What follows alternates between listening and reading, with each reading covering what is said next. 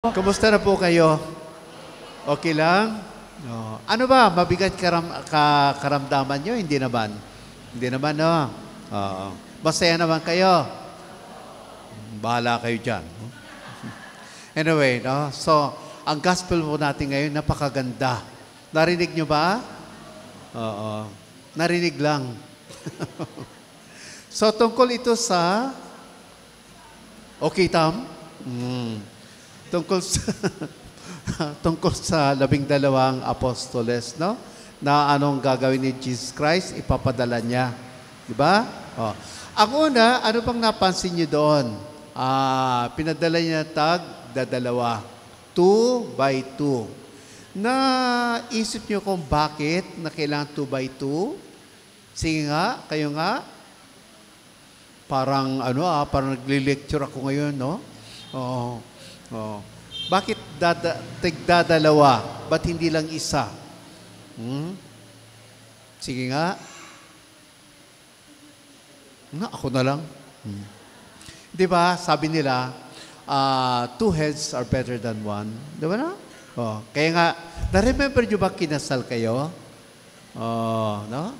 Dalawa kayo pero iisa na kayo kasi mas maganda na yung mga decision ninyo nag-share kayo. Di ba? Sa mag-asawa, kapag may sharing, okay lang. Pero kung halimbawa, dalawa nga kayo, pero tagi-isang kwarto naman kayo. Tagi-isang pinto naman kayo. Okay? So, paano yung walang sharing? Di ba? Okay. So, ang gusto ni Lord dito, tigda-dalawa dahil for support. Ibig sabihin, gusto niya may community po tayo. Ibig sabihin, dapat ang approach po natin ay communitarian. And a community. Like for example, here sa ating chapel, hindi pwede na isa lang ang gagalaw rito. Hindi pwede na siya na lang siyang taga-tugtog, siyang taga-serve, siyang taga-sindi, siyang taga-lahat-lahat na yan. Kaya nyo ba yan? Hirap, no? Ito manguna lang kayo para mabilis tayo, no? So, mahirap yon. Kaya gusto ni Lord na may kasama po tayo. Kasi ang hirap na mag-isa. And besides, hindi mo alam kung wala nag-feedback kasi sa'yo, hindi mo rin maganda kasi hindi mo alam kung sumobra ka na sa langit o malapit ka na sa impyerno.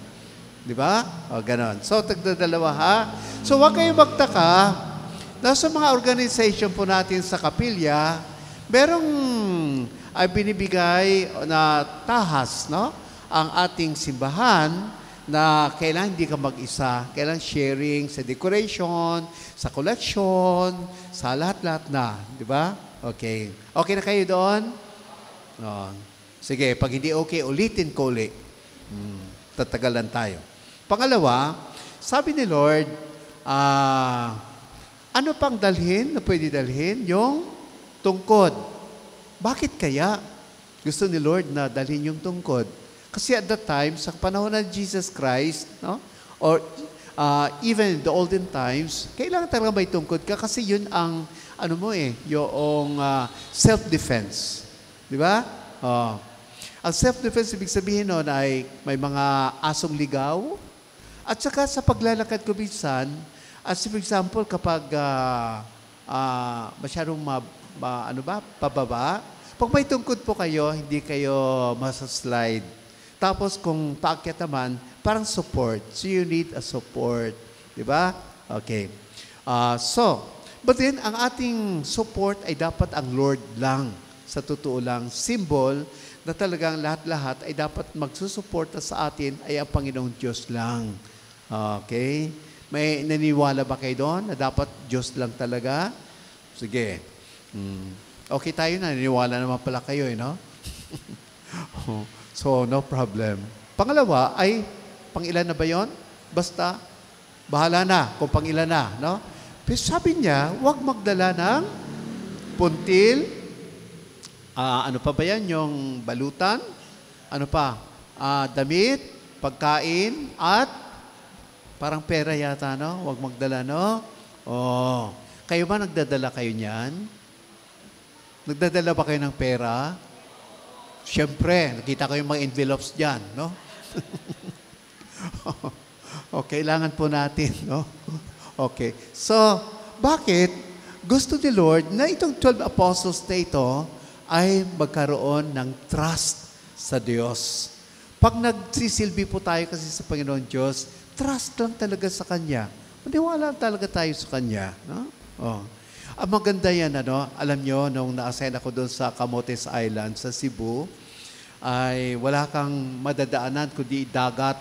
Pag merong meeting sa Cebu, kailangan dadaan ka sa, sa dagat talaga. Alam nyo, sa totoo lang, kinakabahan ka naman kasi lalaki ng mga alon, malaki pa rito sa kapilya kung minsan. No?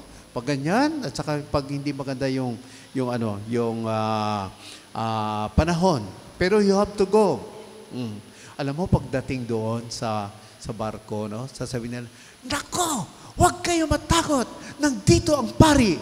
Ay, Diyos ko, sabi ko, sabi ko. Kaya yung dasal ko talaga, ang rosary ko niyan, yung dasal ko, kasi sabi ko, Diyos ko, kapag nalunod ito, anong mangyari? Ako ang sisihin. Huwag kayo matakot. Nandito si Father. Ganyan. Okay? Para bagang lalong lalakas yung pananampalataya mo lalo. Kasi nga mahihiya ka naman na ikaw yung pag-asa ng kuhan. Kaya nga, Sos Maria Josep, sa 2 hours niya, 3 hours o 4 hours na pagta-travel ko minsan, dako, madasal-dasal mo ng lahat-lahat talaga para lang na. Tapos pag kita mo, kasi kasama na si Father, save tayo. Nako, sabi ko, next time din ako magpapakita pa talaga. No? Okay. So, ganun po yun. No? We have to trust to the divine providence. Bakit po? Dahil, alam mo kung ang importante po niyan, dahil wala naman tayong magawa. Marami sa atin, even Sundays, magtatrabaho po kasi nga sasabihin nila, bakit? Mabigyan ba kayo ng pari dyan ng 5 pesos o pambili ng bigas kung magsisimba kayo? Hindi. Kayo pa nga ang kukuliktahan. Di ba? Okay. Pero ito lang sasabihin natin, na kahit anong gawin po natin, kung hindi naman gusto ni Lord, wala tayong magagawa. Yung mga ipon po natin dyan, isang sakit lang niya, wala na. Isang sunog lang, wala na. Kaya nga, lahat-lahat po dapat nakakadepende sa ating Panginoong Diyos. Tiwala lang talaga. Tiwala lang sa Kanya. Kayo ba'y nagtitiwala? Of course, kailangan talaga magtiwala tayo sa Kanya. Yeah? So, ang gusto ni Lord dito ay detachment. Detachment. Okay? Gusto niya, ma-detach po tayo sa mga material na naging sagabal sa ating paglalakbay. Sino ba ang nalilate sa eroplano? Sino ba ang nalilate sa barko at sa mga appointment? Hindi ba yung tayo, dahil ang dami-dami natin concern. Kung minsan nalilate tayo sa simbahan, pagsimba. Ako, number 1 na malilate, pero wala naman nalilate na pari. Anyway, bakit? Dahil sa damit pa lang, ay hindi na natin alam kung ano isusuot po natin. Kasi marami. Subukan nyo nga, dalawa lang yung damit nyo. Tingnan ko nga. Tingnan ko lang, kung malate pa kayo sa appointment nyo. Wala ka nang pagpipilian. Diba? At kung ano-ano pang ginagawa natin, tinangan natin, Kung wala kayong sabon, perla lang, bahala na. Wala na kayong kung ano-ano pa riyan. Diba? Mas konti yung ating dinadala, mas magaan at lalo tayong hindi na late. Okay? Towards the end, sabi ni Jesus Christ, doon kayo sa mga tatanggap sa inyo. Kapag hindi kayo tinanggap doon, anong gagawin? Ipagpag ang alikabok sa mga paa natin. Tapos umalis kayo. Alright? Kung ano ibibigay, yun lang talaga. At ano ang misyon? Kailangan na magsisisi ang mga tao sa kanilang makasalanan at kayo ay mapagaling. Papagalingin nyo sila sa power of course, sa power ni Lord Jesus Christ. Okay. So, reminder lang po sa ating gospel dito ngayon, itong reflection ko na ang buhay po natin maiksi lang po. Okay? Maiksi lang talaga. Very, very short lang. Kailan na kayo nagdibo? Di ba ngayon? Pre-departure area na. Naghahantay na po tayo. Di ba? Okay. So, kailan hindi mabigat ang ating dala. Kasi nga, we are meant to be happy. Happy ba kayo? Oh, tingnan ko lang kung happy tayo, no? Kailan happy po tayo talaga? Dalawa lang ang criteria kung bakit, ay ano yun, yung para maging happy po tayo. The first one is, accept who you are. Tanggapin mo na. Kung yun lang talaga itsura mo, tanggapin mo na. Huwag ka na maghanap pa. At huwag ka na magharap na, especially kung medyo gurang-gurang na tayo, huwag na. Huwag ka na magharap pa. At the age of 80, na ma-Miss Universe ka pa. Huwag na. Di ba? So, tanggapin lang talaga. Kung sino ka, tanggap mo lang. Kung ano ka, tanggap mo lang. Tanggapin mo lang talaga. Kung ang buhay mo ay okay lang naman, di okay lang. Huwag na lang mga kung ano-ano pa yan. Kasi, don't you know, na lahat-lahat na ito ay mawawala naman. Di ba? Kahit yung sabihin natin, halimbawa, no, papagawa tayo ng bahay, gusto natin may second floor. Ngayon lang yan, maakyat po natin. Pero later on, hindi mo na maakyat. Tapos pati ito, hindi mo na maakyat. Pati kami yung pari, no? One time may pari kami, huwag nyo naman ipagsasabi, ha? May pari kami, nagbisa sila. Mga 6 o'clock sila siguro nag-start. Mag 8 o'clock pa, hindi pa sila tapos. Sabi, tingnan mo nga kung ano ba. Nako, pagdating pala ng ama namin, nakakalimutan nila ang sunod. Umpisa na naman sila sa ngalan ng ama. Oy, mga pari yan, ha? At araw-araw nagbimisa yan. Ba't nakakalimutan nila? Kasi nga, babalik tayo sa dati nating pagkatao. Okay? Simple lang. Nung dumating tayo sa mundong ito, alam ba natin kung anong nagagawa? Wala tayong isip. May nagpapaligo sa atin, nagpapakain sa atin, may nagbibihis sa atin. Tandaan nyo, pag bumalik tayo, pag tanda natin, ganun din. Wala tayong kalam-alam, pati pangalan natin, hindi natin alam. No? And then, may magpapaligo din sa atin, at meron din magpapakain sa atin, magpapabihis sa atin. Gusto nyo ba yon? O, hindi kayo makasagot, ha? Ang hirap, no? Pero whether we like it or not, no? Kaya this is a mystery of life. A mystery ng buhay. Kaya nga, hanggang makakita pa tayo ngayon, ma-enjoy nyo pa, enjoy. Ang enjoyment naman ay, second na ito, ha? Ay to be contented of what you have. Kung ano kang meron ka, kontento ka lang. Kontento ka halimbawa, kung ano narating mo sa ano na ito, kontento ka lang talaga. Sabi ko na kanina umaga, no? Halimbawa wala kang bigas, may kamote ka naman. At yung kamote kakainin mo, huwag ka na manap ng bigas. Kaya nga, sabi nila, reklamo yun sila, but Father, itong kamote is a musical fruit. The more you eat, the more you thought. Sige lang, enjoy it. Di ba? Enjoy lang talaga. And always smile. So, ang gagawin ninyo, alam mo, nung umuwi ako sa amin, meron ako mga nanay-nanay, mga madre. Sabi niya, Ben, o Father Ben, sabi nila, punta ka sa mamaya sa konbento, ha? Siguro mga 6 o'clock. Magdadasal kami, tapos 6:30. Meron tayong gagawin. Ay, therapeutic yun, Father. Mag-join ka sa amin. Nako, ang gagawin pa nila ay ganito, magdasal sila ng 6 o'clock, matatapos 6:30. No? And then pagkatapos, merong silang tinatawag na laughing session. Tatawa sila. For 30 minutes, tatawa sila. Ay, sabi ko, huy, ang hirap niyan. Sabi, hindi, Father, madali lang talaga. So, anong ginagawa nyo? Ayan, magtitingin na kaming 3. Tapos, ano nakakatawa naman?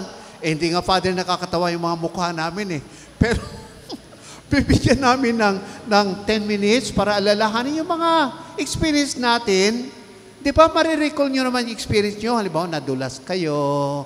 Di ba? Tapos, perong natamaan ng ganyan. Tapos, di ba, nakakatawa yon? Inaalala nila, nililista nila yon.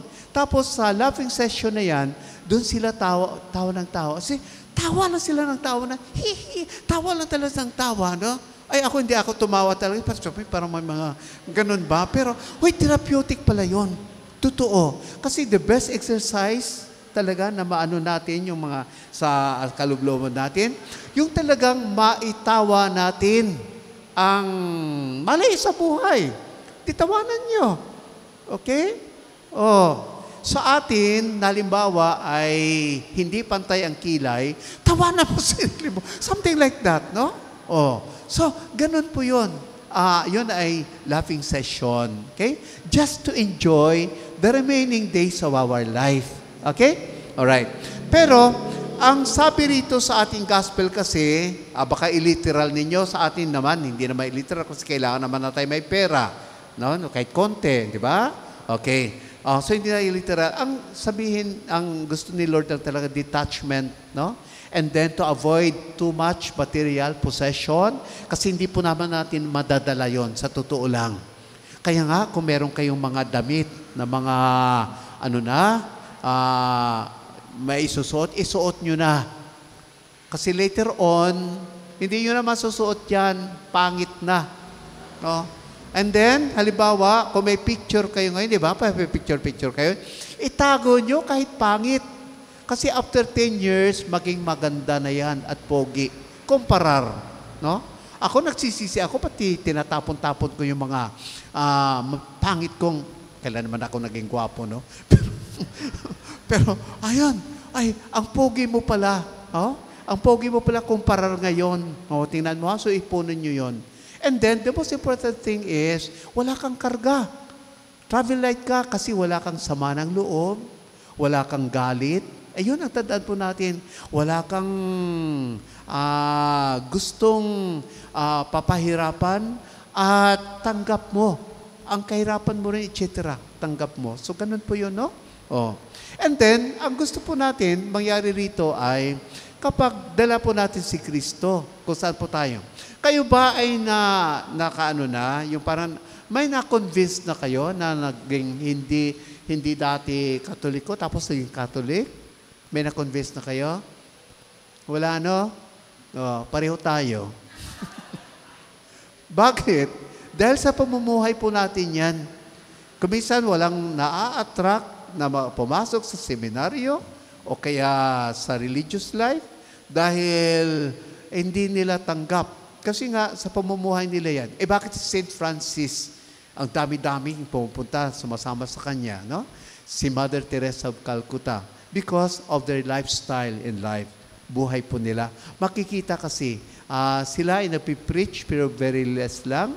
Ang makikita talaga ay yung sa buhay po nila. So that is our prayer. Na makikita po sa atin, sa buhay po natin, no? Kung ano yung, kasi mas madali yon na akitin yung iba kung naisa sa buhay po natin yung dapat po natin, di ba? Naisa sa buhay. Okay? Alright. So sa araw na ito, may natutunan kayong dalawa, ha? Ano yon?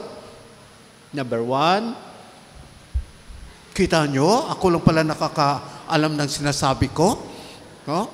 Number 1, accept who you are. Huwag ka na maghanapan ng iba. Okay? Accept lang. And then, second is, be contented of what you have. Kung ano lang meron ka, pagpasalamatan mo sa Panginoon Diyos, at pagigihin mo lang, at yun lang. No? And enjoy.